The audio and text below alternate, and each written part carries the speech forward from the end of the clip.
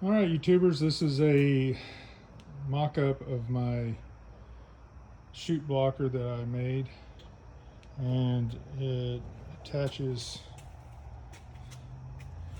to my John Deere 997R.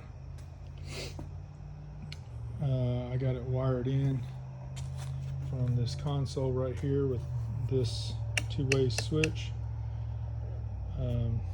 What I do is I turn the instrument panel on. That gives me my voltage, it gives me all my gauges, and then when I hit the up button, oops, a little too far. I gotta work on how far it opens up because I want it to open up more.